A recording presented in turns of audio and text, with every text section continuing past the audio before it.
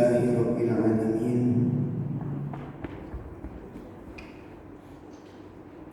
Alladzi khalaqas samawati wal ardh wa anzala lakum minas samaa'i maa'an fa ahya bihil ardha ba'da mautiha wa batha fiha min kulli dabbah. Asyhadu an la ilaha illallah wahdahu la syarika lah wa asyhadu anna Muhammadan abduhu wa rasuluh.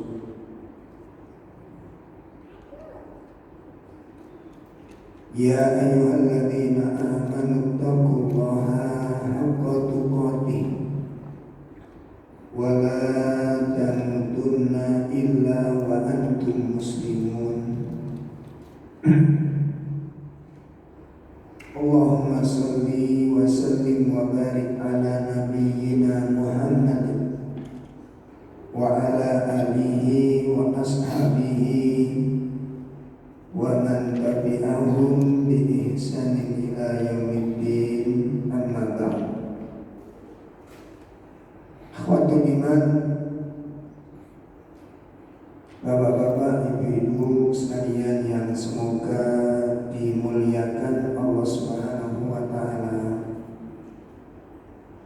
Alhamdulillah pada sore hari ini kita bisa hadir di dalam majelis ilmu ini. Mudah-mudahan melalui ilmu yang kita pelajari, Allah anugerahkan kepada kita taufik dan hidayahnya untuk bisa berjalan di atas petunjuk Allah dan Rasul sallallahu alaihi wasallam, yang dengan ilmu itu kita beramal, dengan ilmu itu kita beribadah, dengan ilmu itu pula kita beriman, dan dengan ilmu itu pula kita memutuskan tentang sesuatu yang harus kita lakukan dan sesuatu yang harus dijauhi. Dengan ilmu kita berbicara, dengan ilmu kita berbuat, dan kita berharap apabila kita berbuat dalam segala hal di atas ilmu, maka segala sesuatu itu akan berubah menjadi suatu ibadah, akan membuahkan pahala-pahala yang besar, mendatangkan keutamaan yang agung. Itu disebabkan apa yang kita lakukan didasari dengan ilmu. Ya, sehingga ketika kita makan bukan cuma dapat kenyangnya saja. Di samping kita mendapatkan rasa kenyang karena makan dan minum, kita mendapatkan pahala yang besar dengan makan yang didasari dengan ilmu. Ya. Dan masing-masing gerakan aktivitas ini ada ilmunya sendiri-sendiri. Secara otomatis juga ada pahalanya sendiri-sendiri. Contoh, kita makan dengan tangan kanan. Kenapa kita makan dengan tangan kanan? Karena mencontoh Rasul sallallahu alaihi wasallam. Satu, kita dapat pahala mengamalkan sunnah. Yang kedua, kita hindari dengan tangan kiri. Kita nggak mau makan dengan tangan kiri. Kenapa? Karena Nabi melarang. Maka kita pun mendapatkan pahala karena menghindari makan dengan tangan kiri, menjauhi perkara yang haram. Itu yang disebut dengan ibadatu tarkiyah. Itu yang dimaksud dengan apa? Ibadatu tarkiyah. Ibadatu tarkiyah itu ibadah dalam bentuk menjauhi yang dilarang. Itu ibadah. Yang sudah dapat 2 pahala. Kemudian makan dengan membaca basmalah. Kenapa? Ada 2 keutamaan. Ada 2 faedah. Pertama, faedah menjalankan sunnah. Dan yang kedua, kalimat zikir kepada Allah Subhanahu wa ta'ala. Itu baru makan, Pak. Full pahala. Masya Allah. Kok bisa makan kita mendapat pahala? Karena kita makan didasari dengan ilmu.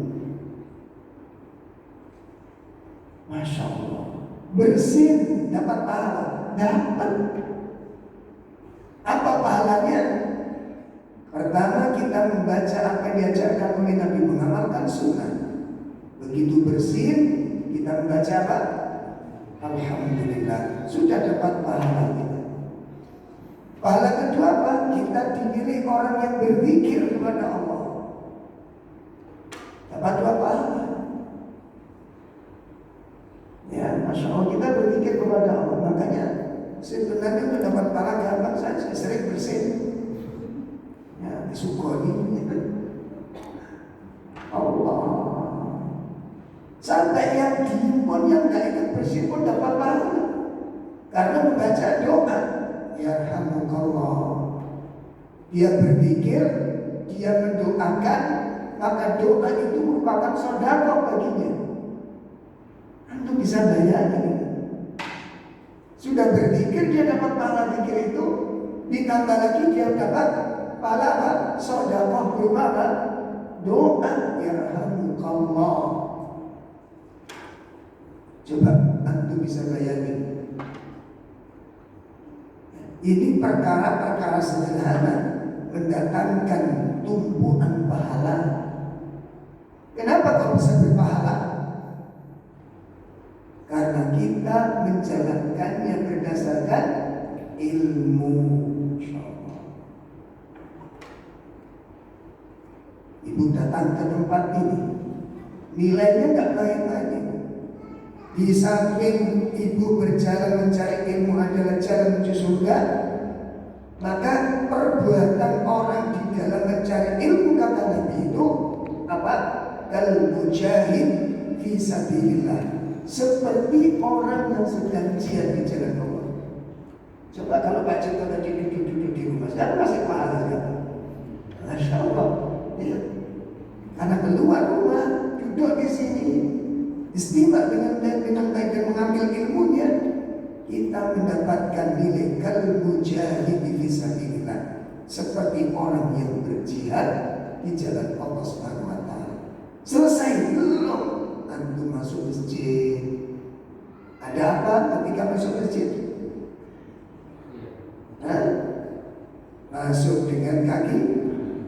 Ibu waktu masuk kaki 1 atau kaki 2? Kalau kaki langsung itu kayak vampir kan. Kaki kanan dulu, kenapa? Nabi mengajarkan, sudah dapat pahala sunnah. Ditambah lagi doa masuk masjid, pahala zikir. Masya Allah, itu belum apa-apa kita. Ya. Kalau seandainya paspor kalau Ustaz Teurama, kita dapat pahala penuh. Dapat pahala penuh. Itu semua kita dapatkan karena ilmu. Makanya ilmu ini luar biasa. Ya, yang menjadikan 24 jam waktu yang Allah sediakan untuk kita itu bisa memiliki nilai ibadah pas dengan ayat wa ma khalaqtul jinna wal insa illa liya'budun. Pas ya. Ketemu ayatnya di sini. Tidaklah kami menciptakan manusia dan jin kecuali bahwa beribadah kepadaku. Maka bagaimana mungkin dulu kita waktu masih belum ngaji Pak ya Bu, kita bingung. Kalau kita ini hidup hanya diciptakan untuk ibadah, gimana terus waktu-waktu kita ini? Ya kan nggak mungkin kita full 24 jam itu ibadah. Ternyata salah kita dalam memahami itu. Karena kita memahami ibadah itu ritual-ritual saja. Sementara ibadah di dalam Islam itu seluruh perbuatan yang dicintai oleh Allah. Seluruh perbuatan yang dicintai Allah itu memiliki makna-makna ibadah. Apalagi tadi diniatkan mengikuti sunnah, diniatkan untuk menjaga sunnah, itu nilainya tak karu-karuan pahalanya. Maka mudah-mudahan kehadiran kita di tempat ini sebagaimana telah disabdakan oleh Nabi Sallallahu Alaihi Wasallam seperti jalan menuju surganya Allah Subhanahu Wa Taala.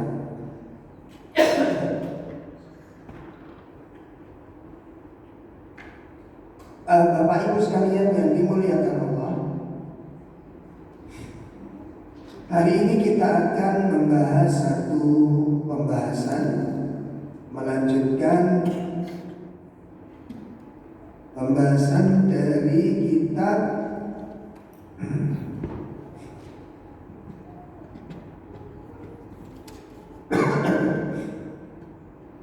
Tadhkiratus Sami.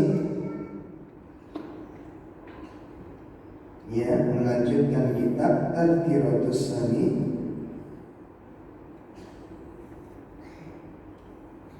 pada halaman ke-10 yang menjelaskan tentang fadlul alim alal abid kafadli ala adnakum. Hadis berikutnya yaitu man salaka tariqan yatlubu fihi ilman sulika bihi tariqan min turukil jannah. Itu yang akan kita bahas.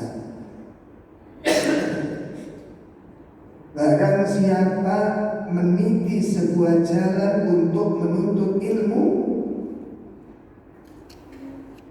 ya, barang siapa yang menempuh jalan dalam rangka untuk menuntut ilmu,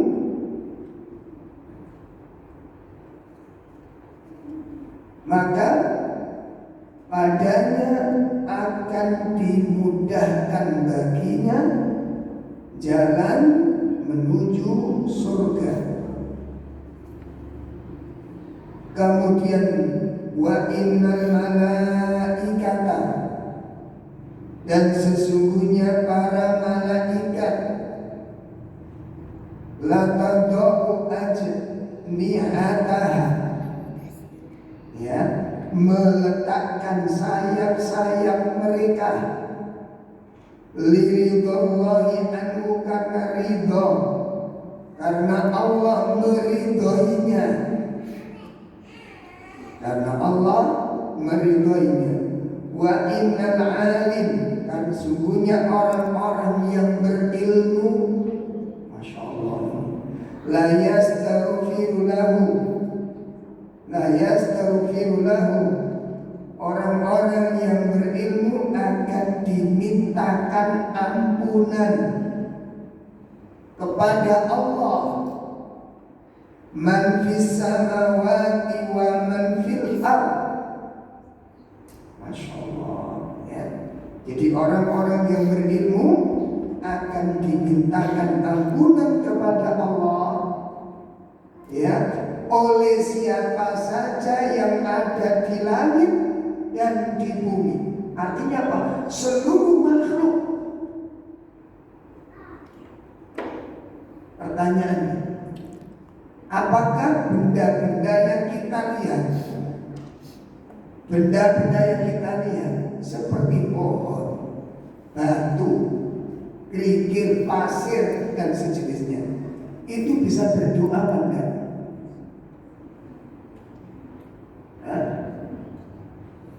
Bisa berdoa apa enggak? Kita ingat, subhanallah, ketika Nabi Yunus alaihissalatu wassalam ditelan ikan yang kemudian dibawa meluncur ke dasar lautan, Itu yang menjadikan beliau bertasbih kepada Allah itu di saat dia meluncur sama ikan itu, dia mendengarkan kerikil itu sedang bertasbih kepada Allah.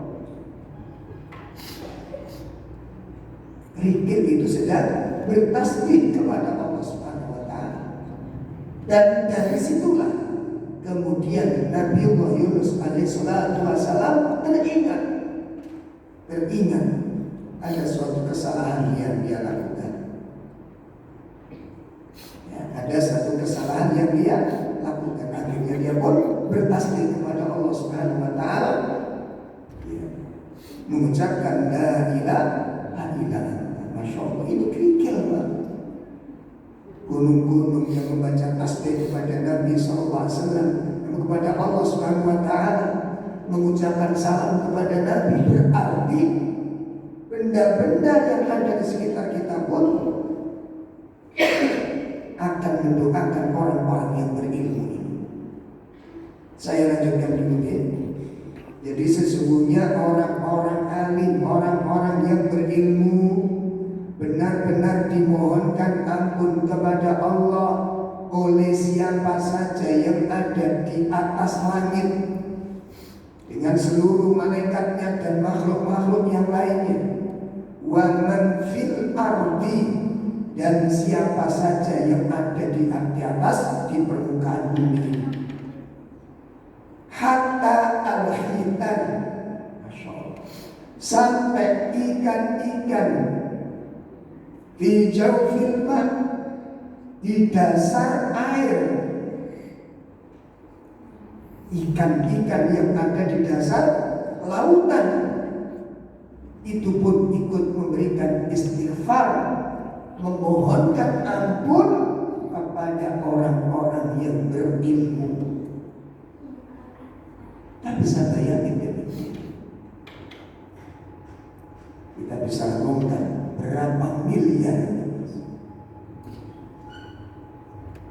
Gak senang kira-kira kalau nama kita dicatat di dalam doa-doa mereka.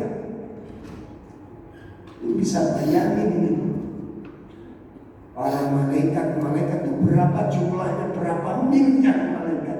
Dan yang doa gak main-main, malaikat.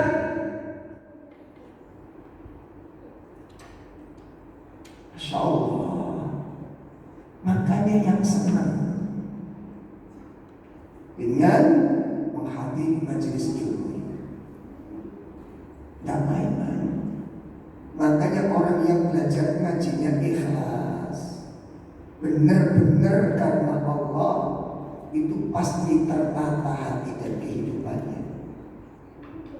Asli ketotoh, ribet itu ketotoh. Sifat-sifat buruk akan dibersihkan oleh Allah. Dan gimana tidak, setiap kali dia menghadiri majelis taklim, setiap kali itu pula seluruh makhluk yang ada di atas langit dan yang ada di muka bumi ini beristighfar padanya, ya, memohonkan ampun, bersih dosa-dosa. Sehingga coba dirasakan nanti kalau orang-orang hajinya ikhlas, ilmunya gampang masuk ke dalam hati, perubahan-perubahan sifat itu berubah, melakukan ketaatan itu mudah, meninggalkan kemaksiatan pun mudah. Jadi ini perubahan yang sangat luar biasa. Menjadilah sosok-sosok pribadi yang dimuliakan oleh Allah Ta'ala karena ilmu. Masya Allah. Saya lanjutkan.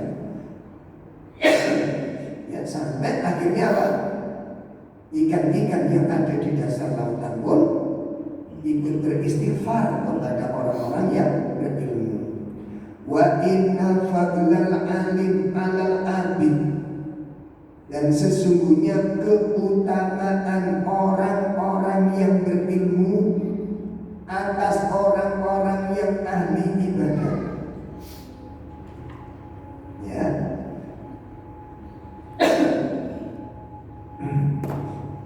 Keutamaan orang-orang yang berilmu dan orang-orang yang ahli ibadah, apa perumpamaannya? Kafadlil qamari lailatal badri ala sairil kawakib. Bandingkan ikhwan, renungkan itu, Perbedaan antara orang yang berilmu keutamaannya dibandingkan dengan orang yang tekun beribadah tapi minim ilmu, itu derajatnya lebih tinggi mana? Lebih tinggi derajatnya orang-orang yang berilmu. Sampai digambarkan oleh Nabi SAW, apa keutamaannya? Ibaratnya orang yang alim itu seperti bulan purnama. Seperti bulan purnama yang terang benderang. Sementara orang-orang yang tekun beribadah namun tidak dengan ilmu, itu seperti bintang-bintang yang kecil itu. Apa maksudnya? Orang alim dengan ilmunya memberikan cahaya yang begitu luas. Dengan ilmunya dia memberi petunjuk pada manusia. Dengan ilmu dia membimbing manusia. Dengan ilmu dia memberikan nasihat, memberikan pandangan-pandangan, mengajari tentang sesuatu yang besar dalam agama ini. Itu orang yang berilmu. Sedangkan orang beribadah untuk siapa? Untuk siapa? Dirinya sendiri. Makanya cahayanya seperti orang alim itu seperti bulan purnama. Sedangkan ahli ibadah untuk siapa? Seperti bintang kecil, hanya cukup dirinya sendiri yang bersinar. Ya, makanya ibu saya pesan, kalau bisa belajar yang serius terutama Al-Quran, didalami, ikut mengikuti yang metode apa, didalami sampai tuntas. Usahakan sampai selesai, sampai betul-betul paham. Kemudian harus punya cita-cita, saya harus bisa menyampaikan ilmu ini kepada ibu-ibu yang lain. Buka kajian kecil-kecilan, tapi nggak usah lata. Ayo ibu, mau ngaji bersama saya tidak paham ini. Ya, coba tetangga kanan kiri, teman-teman yang mungkin merasa belum bisa, coba ditawari. Itu Masya Allah pahalanya, kenikmatannya. Kemudian saya lanjutkan, wa innal ulama, dan sesungguhnya para ulama, warasatul anbiya, pewaris dari para nabi. Masya Allah. Sesungguhnya para ulama itu pewaris para nabi-nabi.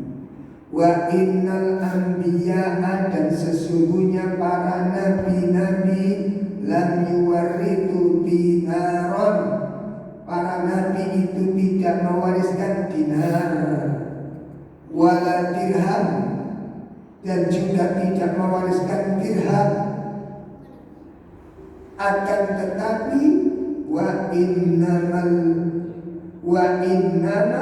warathu al-ilma, akan tetapi para nabi-nabi itu mewariskan ilmu. Faman akhadahu, barang siapa yang mengambil ilmu tersebut, akhadha bihadzin wafir, maka sungguh dia telah mengambil bagian yang sangat banyak sekali. Masya Allah. Hadis diriwayatkan oleh banyak ulama di sini. Ada Imam At-Tirmidzi juga mewariskan hadis ini. Imam Abu Dawud, Imam Ibnu Majah juga menafsirkan, meriwayatkan hadis tersebut. Nah, bapak-bapak, ibu-ibu sekalian yang dimuliakan Allah, dari hadis ini terdapat beberapa faedah yang sangat besar. Ya, terdapat faedah yang sangat besar. Faedah pertama, apa pelajaran pertama?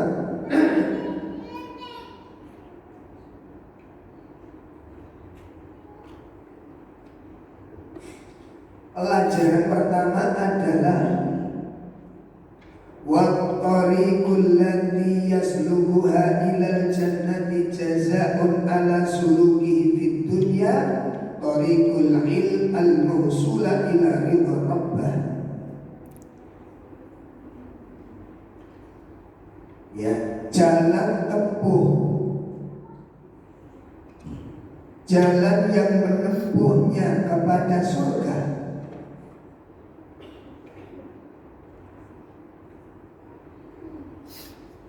Ya, saya ulangi. Jalan tempuh menuju surga untuk orang yang menuntut ilmu. Jalan tempuh menuju surga untuk orang yang menuntut ilmu adalah jazaa'un ala suluki fid dunya. Ya, itu balasan pahala dari Allah Subhanahu wa ta'ala atas perjalanannya di dunia dalam mencari ilmu.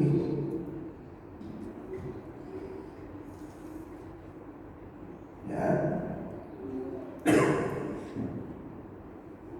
saya ulangi, jalan tempuh menuju surga bagi orang-orang yang menuntut ilmu itu sebagai balasan dari Allah Subhanahu wa ta'ala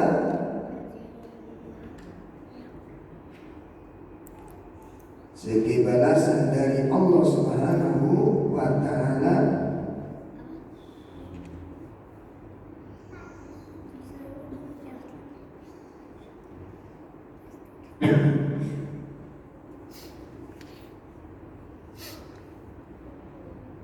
sebagai balasan dari Allah Subhanahu wa ta'ala atas perjalanannya yang ditempuh di dunia dalam rangka mencari ilmu, yang kemudian mengantarkan kepada keridhaan Allah Subhanahu wa ta'ala. Ini pelajaran yang pertama.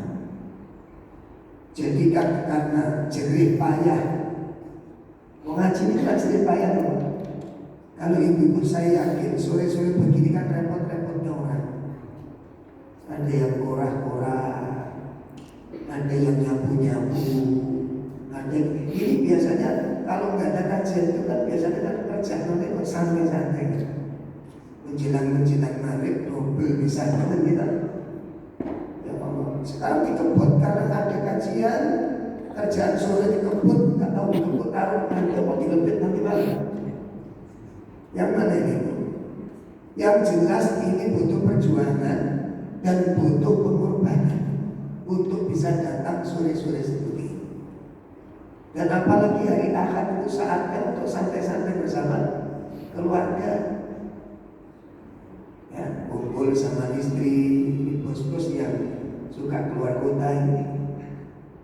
Ya, sampai direwangi kayak begini. Ini nggak rugi, nggak sia-sia. Butuh perjuangan, butuh pengorbanan, dan itu diganti oleh Allah.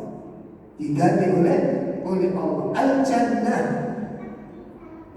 Al-Jannah yang kemudian mengantarkan kita untuk mendapatkan keridhaan dari Allah Subhanahu wa ta'ala.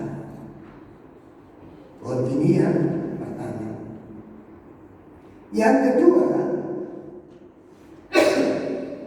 wasiat Nabi mengatakan para malaikat meletakkan sayap-sayapnya. Itu dalam arti apa?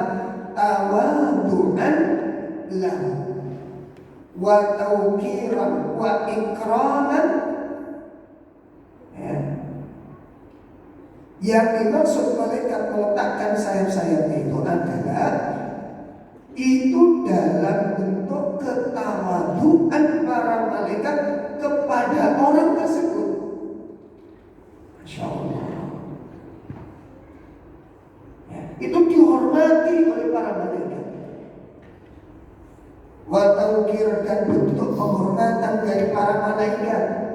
Wa ikraman, dan pengagungan para malaikat kepada orang-orang yang mencari ilmu tersebut. Lamma yahmiluhum min miratin nubuwah Subhanallah. Itu karena para malaikat memberikan pengagungan kepada para penyandang dari pewaris kenabian para nabi sejak apa yang dia cari. Jadi malaikat menghormati orang yang mencari ilmu itu. Kenapa? Karena orang-orang tersebut mencari warisan para nabi alaihi wassalam. Ibu bisa bayangin, peninggalan nabi banyak yang tidak memperhatikan. Bahkan sebagian kaum muslimin malas-malasan bijak ngaji. Kok bisa demikian? Dengan ilmu ini Masya Allah mata kita terbuka lah. Dengan ilmu ini mata terbuka. Dan kita bisa mengenal agama ini dengan benar. Itu karena ilmu. Nah, kalau kita nggak berilmu, bagaimana kita akan beragama? Ya, ini masalahnya. Makanya malaikat memberikan penghormatan, memberikan pengagungan kepada para penyandang dari pewaris kenabian, ya. Dan mereka para pencari apa yang telah diwariskan oleh para nabi tersebut. Wa huwa yadullu ala mahabbatahu wa ta'ziman, dan ini menunjukkan bahwa para malaikat itu sangat mencintai para pencari ilmu dan sangat memberikan takzim, penghormatan kepada para pencari ilmu. Ini sampai demikian kedudukan orang-orang yang mencari di mata para malaikat. Mereka adalah manusia-manusia yang mulia. Makanya kalau kita hadir di tempat ini, siapapun kita,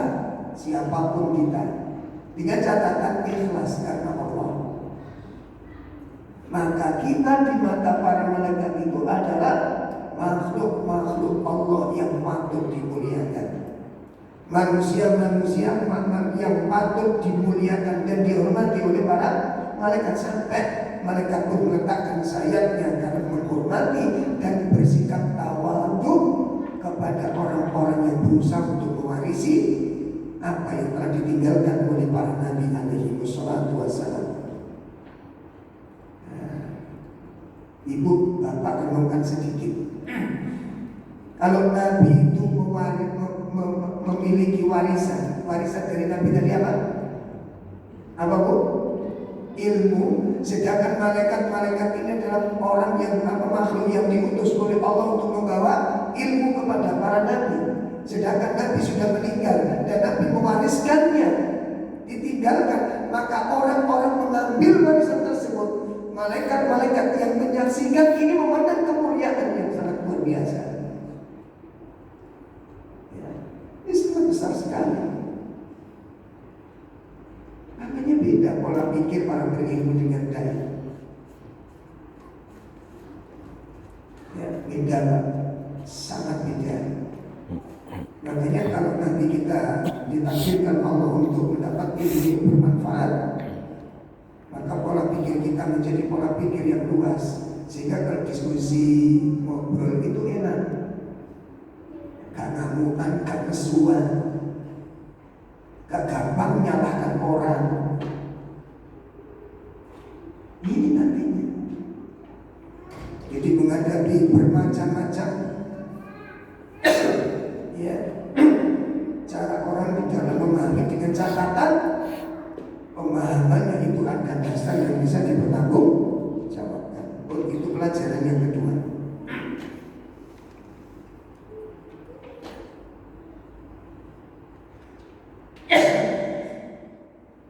Kemudian pelajaran yang ketiga,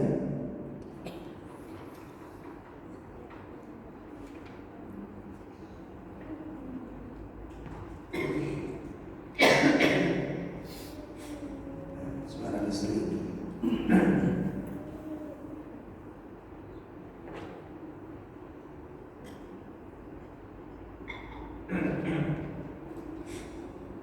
Pelajaran yang ketiga,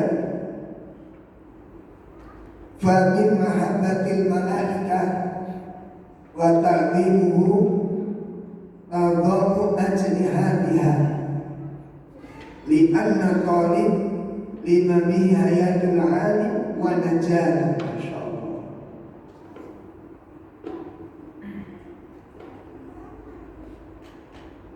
Ya.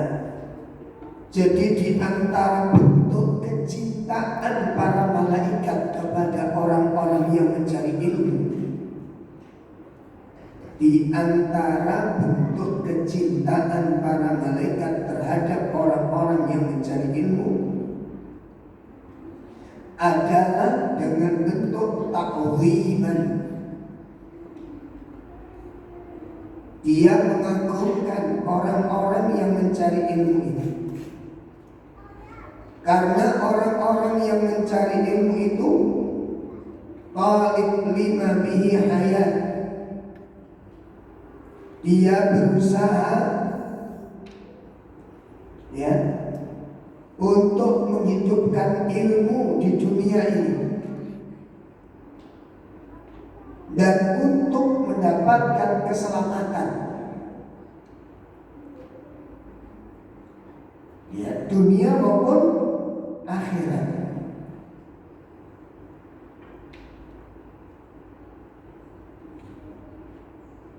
Masya Allah ini. Karena orang-orang yang mencari ilmu itu adalah orang-orang yang mencari keselamatan hidup, agar ilmu ini tetap bersinar. Karena ilmu itu kalau gak dikaji lama-lama hilang, Pak. Supaya ilmu ini hidup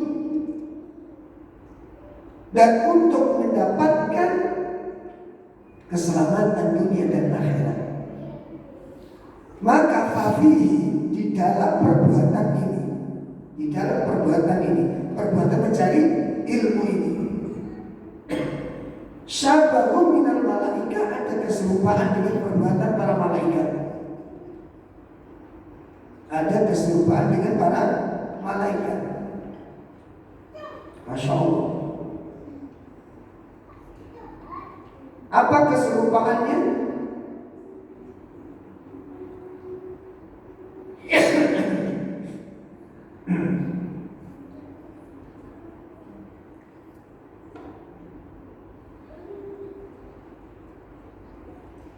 Keserupaannya adalah para malaikat juga mencintai ilmu dan berusaha untuk menghidupkan ilmu.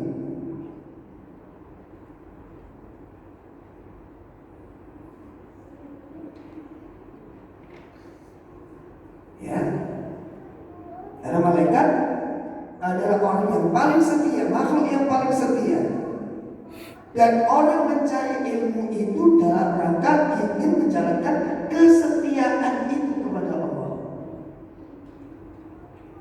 Coba saat ini kalau ibu ditanya kenapa Anda mencari ilmu, jawabnya apa?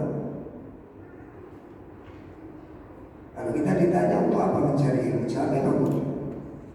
Biar kita bisa setia kepada Allah dengan cara yang benar. Sebabnya ibadah tentang ilmu itu kata namu ya ini. Untuk setia kepada Allah. Dan malaikat adalah makhluk yang paling, makanya Allah sangat senang. Orang dengan ilmu ingin memperbaiki diri, betul? Kamu ingin benar, ingin memperbaiki dirimu. Ada yang salah soalnya.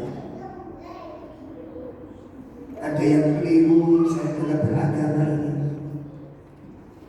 Ada yang keliru, saya di dalam beribadah ini. Saya ingin memperbaiki. Dengan cara apa? Mencari itu yang sangat dikagumi oleh para malaikat. Karena malaikat adalah makhluk yang paling setia, dan malaikat pun akan mencintai makhluk-makhluk yang setia, yang berusaha untuk setia kepada Allah Subhanahu wa Ta'ala. Orang-orang yang berusaha setia kepada Nabi SAW, makanya berubah. cara berpakaian kita berubah? Kapan? Ibu, kapan cara berpakaiannya berubah? Setelah kita mengetahui, itu yang membuat kagumnya para malaikat. Dikagumi oleh malaikat, berubah menutup Allah. Malaikat melihat kita punya rasa malu, malaikat melihat kita bertaubat, malaikat melihat kita berubah, malaikat melihat kita menyesali. Itu yang membuat malaikat senang kepada kita, sampai kemudian mereka beristighfar kepada Allah untuk orang-orang mencari ilmu seperti ini. Ini sebuah kegembiraan yang luar biasa yang dikabarkan oleh Nabi Shallallahu Alaihi Wasallam kepada kita. Ya Allah.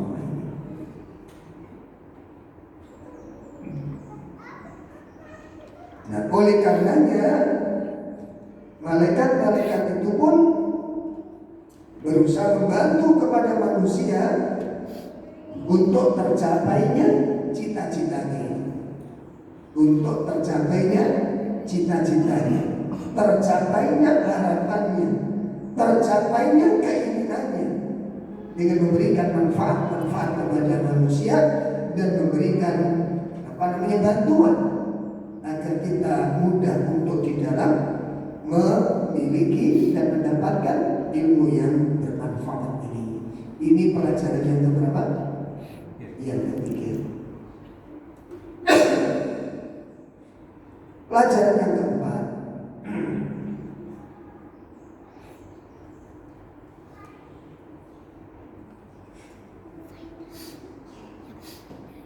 lamma kana al-alim sababan fi husulil ilm. Ya, mengingat orang yang berilmu itu merupakan, mengingat orang yang berilmu itu merupakan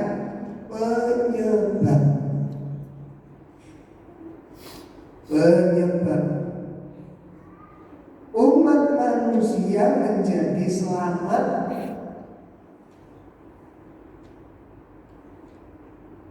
ya,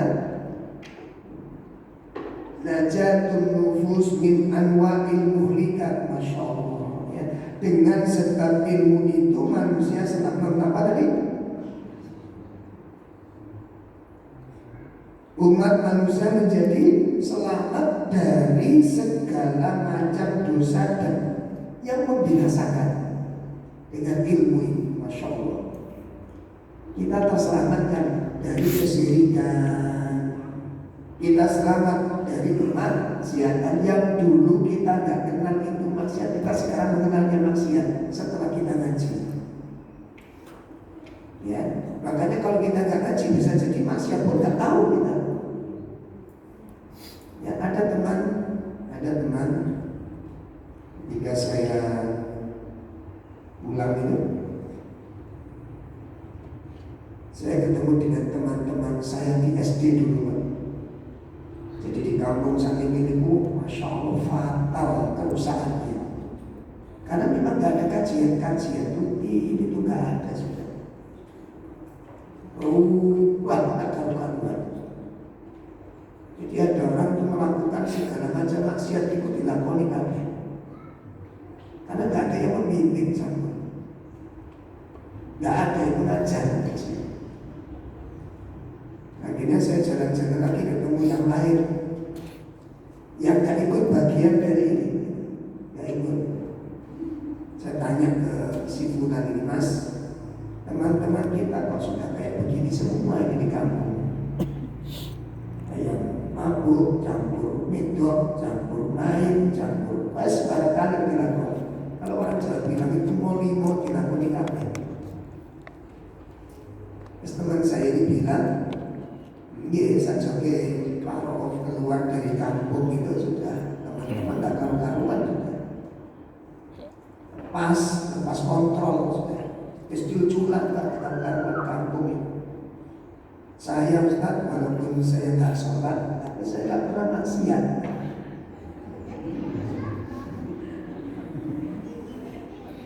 Walaupun saya nggak sholat, saya nggak pernah maksiat. Enak ngomongnya. Walaupun saya nggak pernah ngaji, saya nggak pernah maksiat. Kenapa Pak? Orang awam itu mengartikan maksiat itu ya perbuatan-perbuatan tercela saja. Zina, maksiat, mabuk, maksiat. Gak sholat itu dikira gak maksiat, gak tutup aurat itu dikira gak maksiat. Maksiat. Kenapa? Maksiat itu menengkali jenisnya.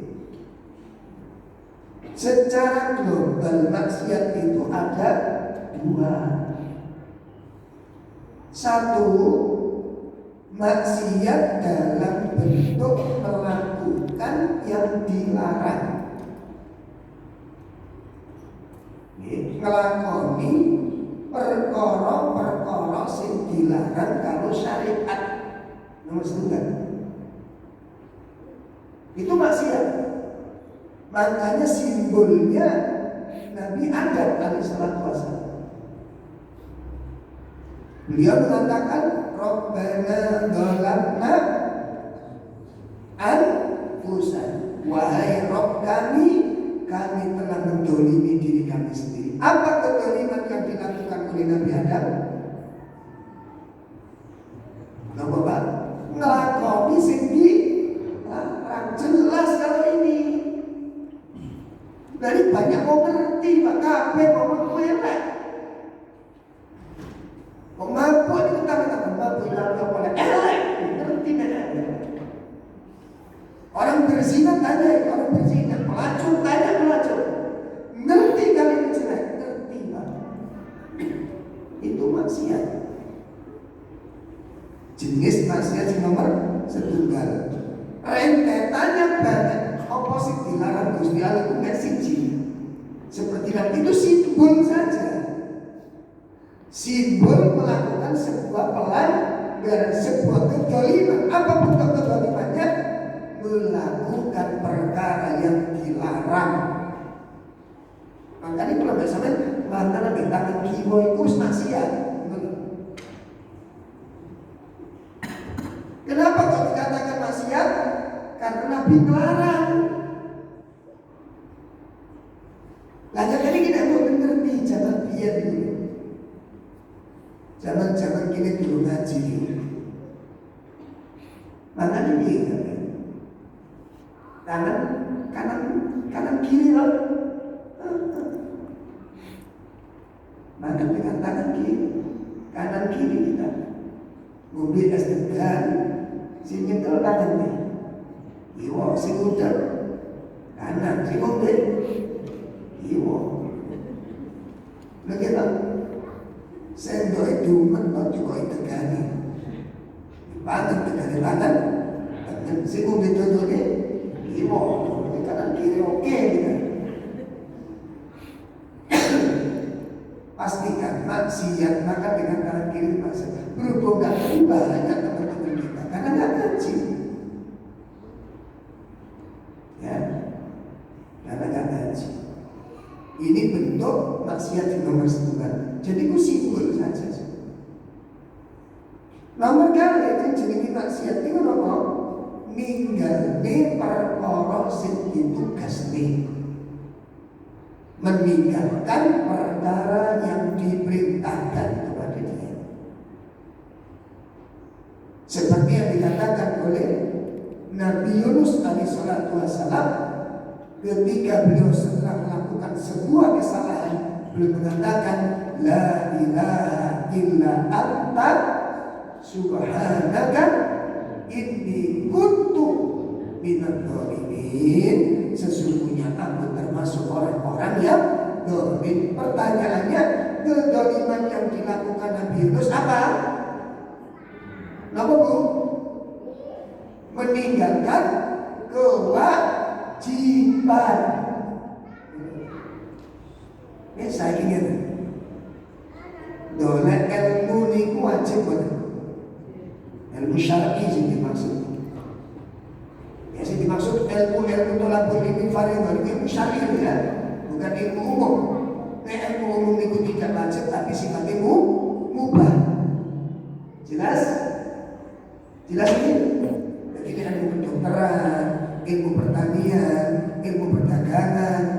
persiran dan sejenisnya itu tidak wajib tapi mubah.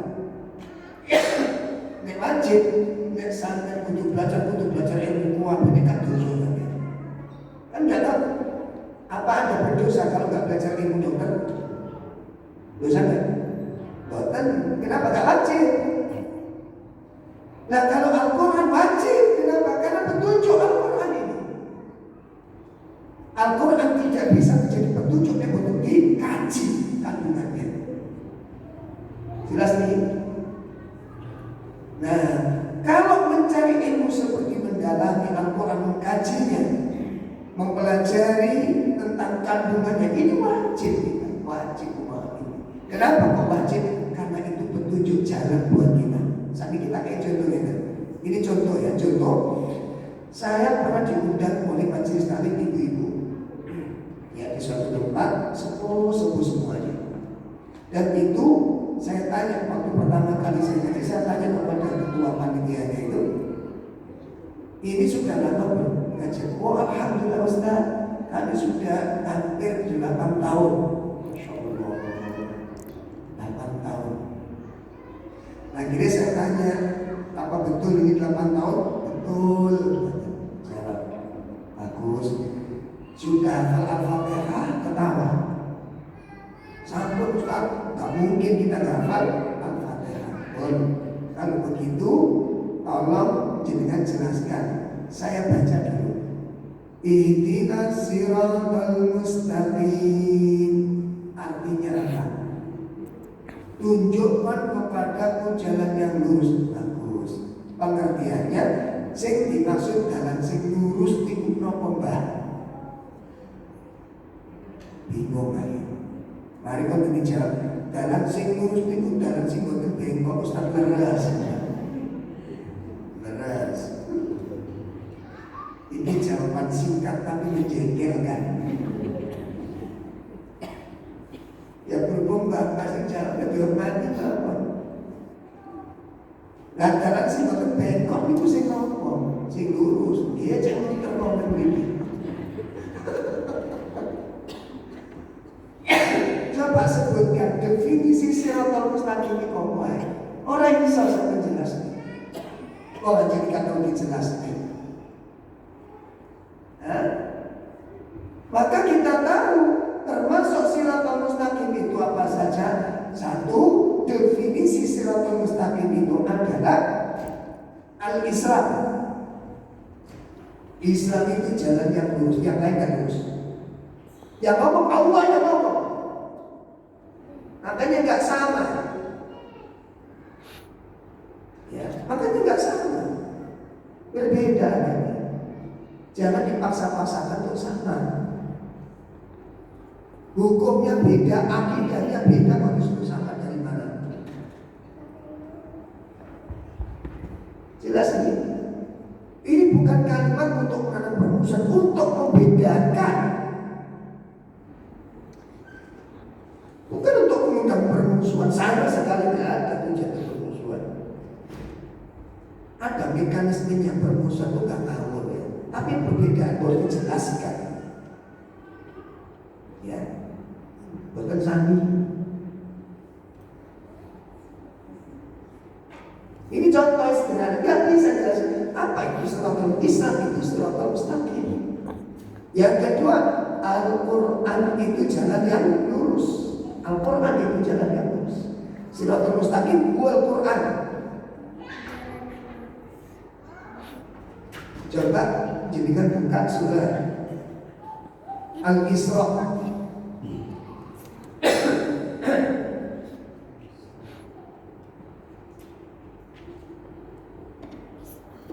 Surat Al-Isra ayat 9.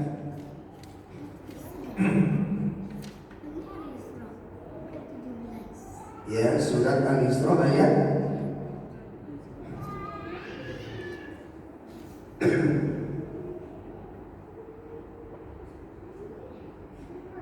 9. Sudah ketemu?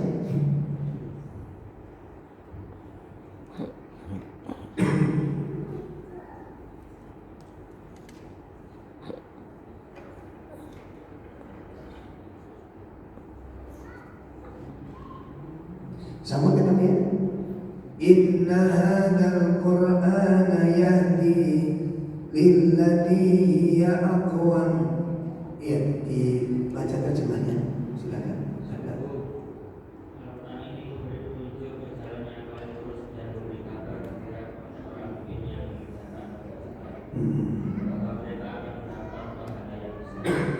Sesungguhnya Al-Quran ini memberikan petunjuk kepada jalan yang paling lurus. Ketemu di sini. Apa itu siratal mustaqim? Al-Quran itu jalan yang lurus. Berarti kalau kita mengkaji Al-Quran, kita itu mengkaji jalan yang lurus. Kalau mengamalkan Al-Quran, berarti mengamalkan jalan yang lurus. Amalan kita dicocokkan dengan amalan Al-Quran ini. Kita gak berani menyelisihinya. Itu konsekuensi kalau misalkan doa dalam surat Al-Fatihah. Ini Masya Allah. Boleh? Ini contoh kecil aja. Simpel aja. Terus Mbak tolong dijelaskan. Siratal ladzina an'amta 'alaihim ghairil maghdubi 'alaihim waladdallin. Tolong sinten yang bisa jelaskan di ayat yang ke-7 ini menjelaskan tentang apa? Tidak satu pun majelis ikan bisa menyampaikan tentang kandungan ayat tersebut. Kenapa? Karena memang jujur saja kita belum mengajari tentang tafsir Al-Fatihah. Apa pengertiannya siratal ladzina an'amta 'alaihim? Orang-orang yang diberi nikmat itu siapa saja? Siratal ladzina an'amta ghairil maghdub, bukan jalan orang yang dimurkai. Orang yang dimurkai itu siapa? Apa sebabnya? Yoga dijelaskan, belum mendapatkan penjelasan. Karena belum mendapatkan pengkajian, belum mendapatkan pembelajaran, Al-Fatihah pun tidak bisa kita ambil manfaatnya. Dari sisi keilmuan, saya ulangi, dari sisi keilmuan. Nah, apa bisa menjadi petunjuk begini? Tidak bisa. Ini makanya para malaikat itu mencintai orang-orang yang berilmu. Dengan sebab orang-orang yang berilmu telah mengajarkan sebuah ilmu yang bermanfaat, yang menjadikan orang itu bisa selamat dari kerusakan-kerusakan.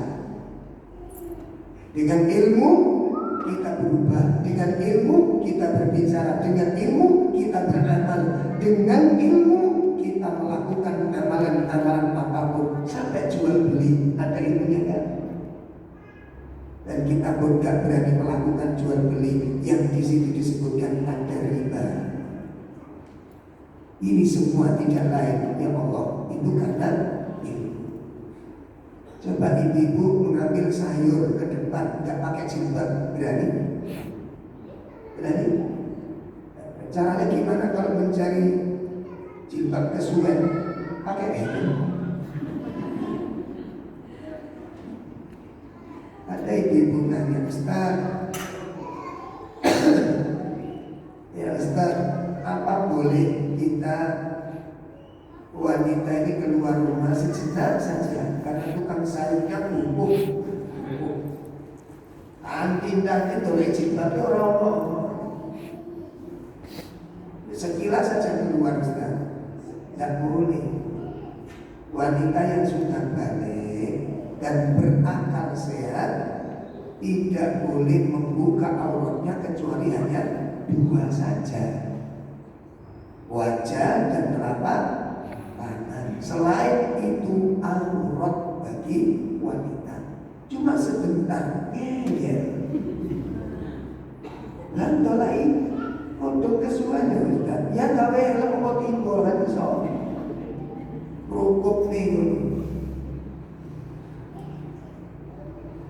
Orang sudah ngerti demikian, nggak akan dia lakukan demikian.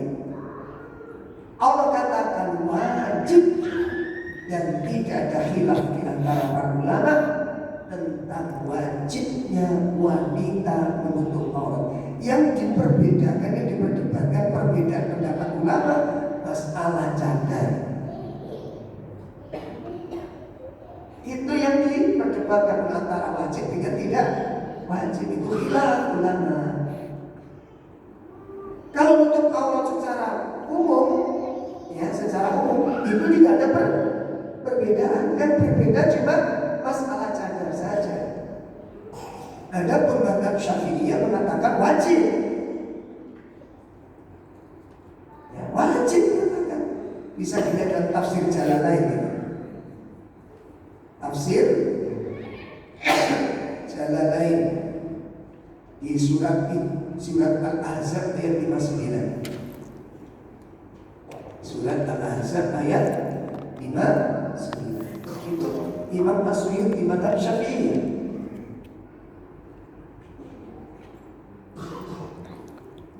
Makanya salah satu ulama di Indonesia yang sangat kuat membela masalah ini Buya Yahya. Ya, dengan jujur beliau menyampaikan wajib menurut mazhab Syafi'iyah. Makanya santri-santri beliau Buya Yahya itu banyak yang bercanda. Dan beliau sampaikan dalam ceramahnya, sudah viral di YouTube ini. Nah ya, itu wajib berdasarkan surat apa? Al-Ahzab ayat 59. Sampun ya. Nah ini yang membuat malaikat-malaikat itu cinta kepada orang-orang yang mencari ilmu karena ingin memperbaiki diri, ya ingin melakukan ketaatan kepada Allah dan menyelamatkan. Kenapa para alim ulama mendapatkan kedudukan yang begitu tinggi? Karena dengan ilmu yang disampaikan, orang selamat dari kerusakan, orang selamat dari kebinasaan, orang selamat dari kesesatan. Itu karena bimbingan ulama-ulama yang berilmu, yang menyampaikan warisan Nabi. Apa itu warisan Nabi? Kitabullah. Itu warisan para nabi, kitabnya Allah dan sunnah Nabi Sallallahu Alaihi Wasallam. Makanya para malaikat memuliakan dengan kemuliaan yang setinggi-tingginya dan mendoakan mereka bersolawat atasnya dan beristighfar kepada orang-orang yang berilmu karena kebaikan-kebaikan yang telah diberikan. Bapak Ibu sekalian, di dalam pembahasan al-ihsan, dalam pembahasan ihsan berbuat baik kepada manusia, dijelaskan wonten di kitab Tauhid Al-Muyassar, berbuat baik kepada manusia niku saged dilampahi, bisa dilakukan dengan 4 pintu, melalui 4 pintu.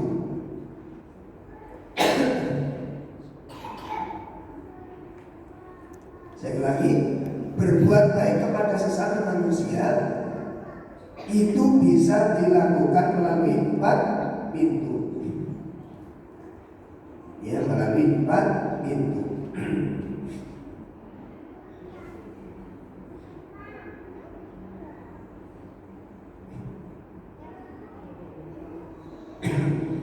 Yang pertama adalah berbuat baik dengan harta.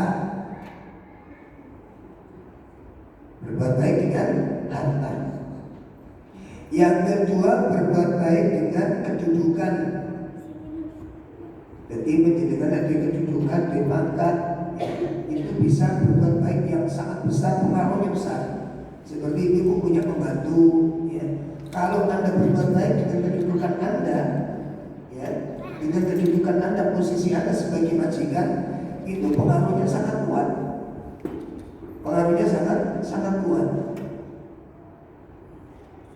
Kemudian yang ketiga, berbuat baik kepada sesama manusia dengan tenaga. Dengan tenaga.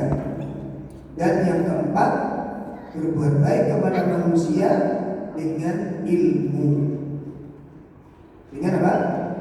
Maka 4 macam pintu kebaikan yang bisa dilakukan manusia, yang paling mulia apa? Berbuat baik dengan ilmu. ini. Nah, bapak-bapak, ibu-ibu sekalian yang dimuliakan Allah, ini pelajaran yang bisa kita petik. Baru berapa pelajaran? Baru berapa pelajaran? 4 pelajaran insyaallah yang baru bisa kita jelaskan. Demikian insyaallah kajian kita pada sore hari ini. Mudah-mudahan apa yang bisa kami sampaikan bermanfaat untuk kita semuanya.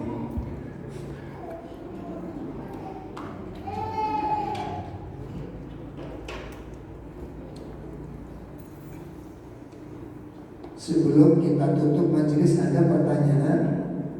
Bismillahirrahmanirrahim. Ustaz, bagaimana caranya untuk menghilangkan penyakit was-was? Misalnya kita melihat lantai rumah sudah bersih, karena hati kita merasa was-was, akhirnya membersihkan lantai rumah lagi dengan cara kita pel. Selain itu, kadang hati kita merasa sesak kalau melihat kotoran hewan, misal kotoran cicak. Ya ditulisi saja cicak dilarang tunjukkan tempat kamar mandi. Baik Ibu, penyakit was-was ini itu dimulai dari kekhawatiran yang berlebihan. Ya. Maka di sini dalam ibadah itu ada 2 hal yang harus ada yang diprioritaskan dulu. Ada rojak, ada khauf. Ya, pilar ibadah supaya ibadah berkualitas itu kan 3. 1, mahabbah. Ibadah harus disertai dengan cinta. Yang kedua, rojak, harus ada harapan. Yang ketiga, khauf, rasa takut. Kalau salah satu sifat 3 ini tidak seimbang, itu pasti rusak, terutama dalam hal khauf ini. Takut itu kalau berlebihan menimbulkan penyakit was-was. Contoh wudu, khawatir kok rasanya kayak kentut ya, kayak nggak sah wudu lagi. Nah itu penyakit was-was ini. Nah itu bisa jadi karena faktor-faktor, satu diantaranya depresi. Ada kesedihan yang mendalam, itu bisa kesedihan yang sangat mendalam yang kemudian dia tidak berani menceritakan atau diumpat. Nah ini itu bisa menimbulkan penyakit was-was ini. Atau ketakutan, kesedihan yang berlebihan, itu bisa menimbulkan was-was. Dan itu banyak pasien-pasien yang mengalami ini. Ini baru-baru ada 2 bapak-bapak kena penyakit ini. Dulu ada santri di daerah Prambon sana, itu kalau wudu 1 jam itu belum selesai. Bisa. Sholat itu juga begitu. Jadi wudu kelambi sampai keployong lagi. Dia selalu merasa apa? Gak sah. Terus ketika sholat, ini kacau. Enak-enak sudah tahiyat akhir gitu ya, sudah menjelang rakaat terakhir rukuk, astagfirullah, batal dia sudah. Batal. Sampai di rumah itu saya dibilangin sama bapaknya, tolong sampaikan adik-adik sama nih Ustaz. Masya Allah. Saya kalau bingung. Itu kan sekarang dilarang dalam masjid itu. Gak boleh sholat di masjid sama masyarakat. Yang gak apa. Karena kalau sholat di masjid itu gak mau di sok belakang, maunya sok paling depan, karena sok paling depan itu paling utama. Tapi kalau di sok depan itu kayak kasus seperti itu. Enak-enak rukuk, astagfirullah, batal ijek nih. Terus batal bingung, karena itu terganggu akhirnya sama masyarakat untuk sementara kamu sholat di rumah. Akhirnya sholat di rumah diimami bapak yang gak bilang. Dia harus jadi imam. Nah repotnya ada imam, tiba-tiba masih rokok, batal kira-kira. Nah bapaknya jengol ada dorongnya. Nah kalau pas jengol gak jengol, takut gak ke imam ini lagi. Nah kalau terus dia Ustaz ini. Bisa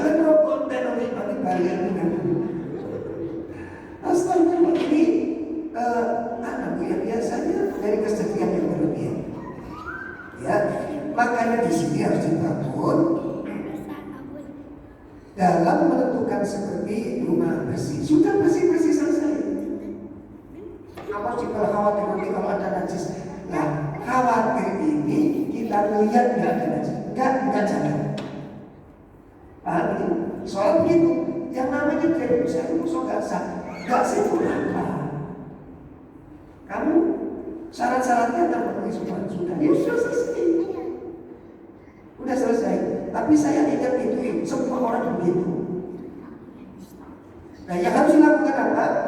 Rojaknya harus lebih tinggi.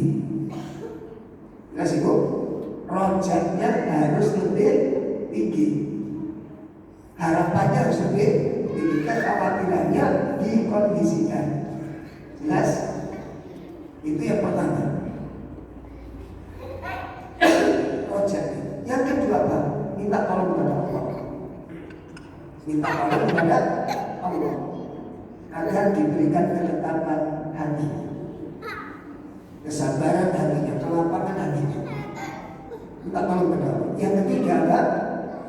Upayakan ruqyah mandiri. Upayakan ruqyah mandiri. Apa diantaranya? Ibu tingkatkan baca Qur'annya, ditambah sedikit. Pokoknya amal-amal sholat sunnah ditambah sedikit, ditingkatkan sedikit. Dengan 3 niat. Dengan 3 niat. 1, niatkan untuk mendekat kepada Allah. Saya sholat sunnah ingin mendekat kepada Allah. Yang kedua, niatkan supaya mendapat pahala yang banyak. Niatkan apa? Mendapat pahala yang banyak. Dengan sholatnya, dengan baca Qur'annya, dengan zikirnya, ditingkatkan semuanya. Sedekahnya ditingkatkan dengan harapan apa? Mendapat pahala yang banyak. 1, niatkan apa tadi? Untuk mendekat kepada Allah. Yang kedua, niatkan apa? Sudah dapat pahala. Yang ketiga, supaya Allah memperbaiki keadaan. Niatkan supaya Allah memperbaiki keadaan. Nah, itu yang keempat. Yang ketiga. Yang keempat, upayakan setiap kali mandi pagi sore keramas. Setiap mandi pagi sore keramas. Itu terapi psikologis. Ya, keramas pagi sore keramas terus. Dibayangkan. Nanti kalau masih blank, masih ada was-was kecemasan, masih kuat, langsung hubungi saya saja, tidak apa-apa. Telepon, telepon doa. Ya, nanti itu butuh terapi secara pribadi, insya Allah. Ya, kalau ada suaminya bagus malah, lebih bagus ada suaminya. Ya. Nanti kita bantu upayakan untuk menangani kasus ini. Karena ini kalau dibiarkan belakang. Ini kemarin yang ditanggulangi yang satu dari Surabaya. Surabaya ini kan parah karena nggak terbuka. Tanggulangi terbuka, banyak pikir. Belum atau dikit mati kalau misu-misu saja. Jadi was-wasnya sampai di situ, Pak. Sholat gitu, anak baca Quran misu, adiknya yang misu. Kalau akhirnya orang bisikan, kalau itu percuma mesti tinggalkan Gusti Allah percuma sholat turun kasar. Kok berhenti kok kasar turun dulu. Akhirnya dia mikir bisikan itu nggak bisa tidur. Itu sampai 2 bulan dalam ini. 3 bulan, 2 bulan, kurus. Alhamdulillah sudah hampir 1 bulan ini sudah cair kayaknya, sudah biar ya. Ya, telepon sudah enak, ngobrol sudah enak, alhamdulillah sudah normal. Apakah perasaan was-was dalam hati itu termasuk gangguan setan? Bisa jadi, ya. Makanya tadi kekosongan jiwa itu kan dari kekosongan jiwa, ya. Kekosongan jiwa itu ya karena mungkin kekhawatiran yang berlebihan, kecemasan yang berlebihan, kemudian kesedihan yang dipendam itu di antara sebab-sebab utamanya. Sebab-sebab utamanya. Makanya kalau ada sesuatu yang mungkin perlu didiskusikan saja kepada orang yang terpercaya, ya, sendiri. Nanti sangat gak bagus itu ya. Baik. Jadi kami sampaikan itu di antara terapinya. Kalau memang masih pas-pas nanti bisa menghubungi saya langsung. Insya Allah kita akan bantu secukupnya, insya Allah. Jadi nggak usah khawatir kan, nggak usah berlebihan khawatirnya. Saya kira cukup. Kita akhiri dengan kafaratul